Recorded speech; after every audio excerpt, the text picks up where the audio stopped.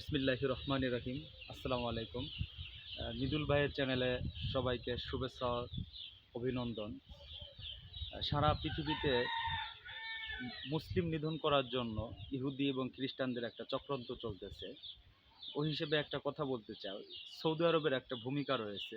আরব আমিরাত, Iran, Iraq, যত মুসলিম কান্ট্রিগুলো আছে তাদের একটা ভূমিকা আমি তাদেরকে বলবো যে আপনারা যারা আছেন, যে সৌদি আরব থেকে যদি একটা ফোঁটা তেল না দেওয়া হয় তাহলে ইসরায়েলের একটা যুদ্ধ বিমান কিন্তু আকাশে উড়বেও না, ইরানও আঘাত করতে পারবে না, ফিলিস্তিনে আঘাত করতে পারবে না। আপনার এইভাবে শুধু সৌদি আরব না, সৌদি আরব, আপনার আরব আমিরাত, ইরান, আপনার তারপরে যত ইয়ামেন, যত তেল, যারা তেল বাণিজ্য করে, এক কথায় তাদের সাথে যদি তেল বাণিজ্য বন্ধ করে দেওয়া হয় তাহলে তাদের সাথে মনে হয় তারা আমাদের সাথে পেরে উঠবে না, আর মুসলমানের উপর নিধনও চালাইতে পারবে না। আর মুসলমানদের ঐক্যবদ্ধ হইতে হবে। আজকে আমরা অনেকে ভাবতেছি যে পাকিস্তানের উদ্দেশ্য বলতে চাই যে পাকিস্তান ভাবতেছেন যে আপনাদের পারমাণবিক বোমা রয়েছে, আপনাদের কিছু করতে পারবে না।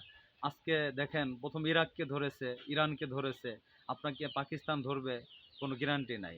অতএব ঐক্যবদ্ধ হইতে হবে। ওআইসি, মুসলিম যে ৫৭টি দেশ রয়েছে তাদের সবাইকে ঐক্যবদ্ধ করতে হবে। আপনার মুসলিমদের জন্য একটা ব্যাংক গঠন করতে হবে। আপনার ইহুদি খ্রিস্টান যারা আছে তাদের থেকে দূরে আসতে হবে, তাহলে হয়তো মুসলমানরা মুক্তি পাবে।